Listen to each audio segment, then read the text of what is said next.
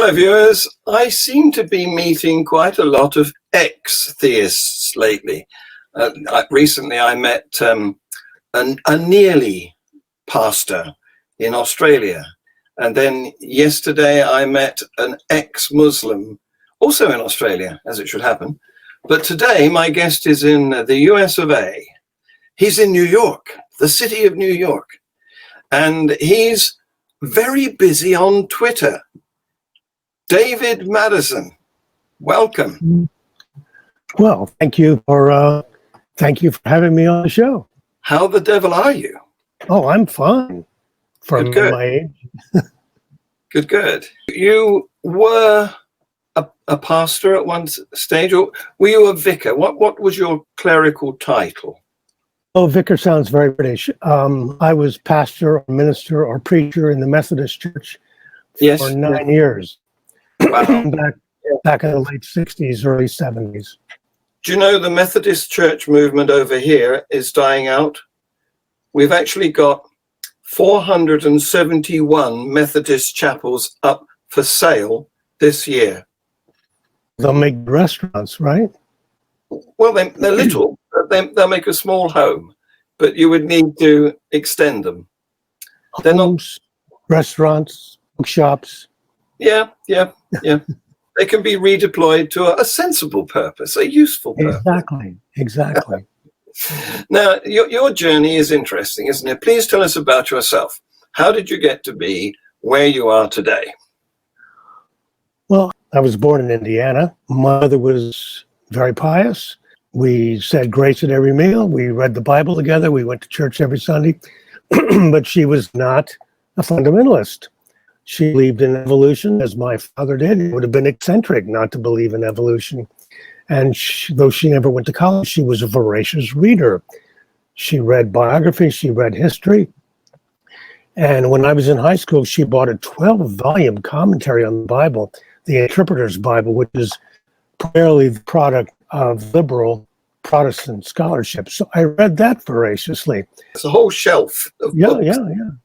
Yes. So that put me on the course of serious Bible study, which in turn put me on the course to seminary. And that's where I eventually ended up, Boston University School of Theology. But I often say that the seminaries exist to manufacture clergy, but sometimes they can have just the opposite effect. There were a couple of things that I heard in my seminary career that began to plant fundamental seeds of doubt. I had never thought about these things before. For example, in one of my theology courses, back at that time, in the late 60s, early 70s, one of the most famous theologians in the world was Karl Barth, a Swiss theologian in the tradition of German, serious German Bible study, serious German theology. He even had his picture on Time magazine once, Karl Barth. And he's most famous for the 14-volume work he wrote, Church Dogmatics. Took him 30 years to do it. And one day in one of my theology classes, my theology professor said, "No one knows 8,000 pages about God, not even in German." And then you stop to think, or you should stop to think, how does anyone know one page about God? Where do you get that information? And that's my challenge today to believers, to Christians. Please write for me one page of reliable, verifiable data about God. You'd like a show that I did recently with Chris Attlee, who is an Australian who styles himself the atheist pastor, because he did a theology degree. I think he was doing a master's, in fact.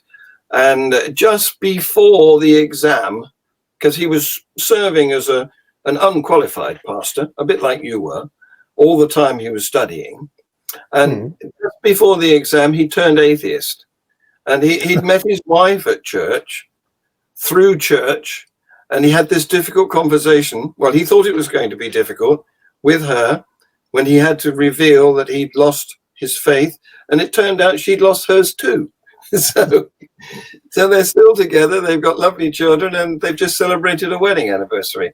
So it's an interesting escape mechanism, isn't it? You go to college to learn how to be one, and it turns you off. Well, it doesn't happen in most cases. In most cases, seminaries are successful. They're there to manufacture clergy, and they don't intend to really provoke serious questioning. But in my experience now, when I'm talking with people and I issue that challenge, show me one page of verifiable, reliable data about God, I add the qualifier, and all theists must agree this is where we find it.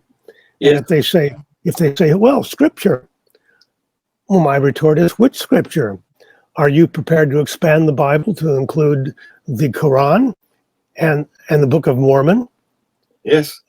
Muslims and Mormons say they get their verifiable, reliable data about God from those scriptures. Theists don't agree. Yes. In fact, they profoundly disagree about where to find. I mean, how many Protestants will you find who are enthusiastic about Catholic visions? Yes. They'll say it's a bunch of stuffing nonsense. Yes. And well, most people don't even agree about what a God is, what a God is like, what a God is capable of. But then there was another event in seminary, got me thinking about things I should have been thinking about for a long time. One of my professors said, what is the value of a 40-day resurrection? What? Well, the first chapter of the book of Acts says that after 40 days, Jesus ascended into heaven. Well, we all know now, if you know anything about the cosmos, that can't happen.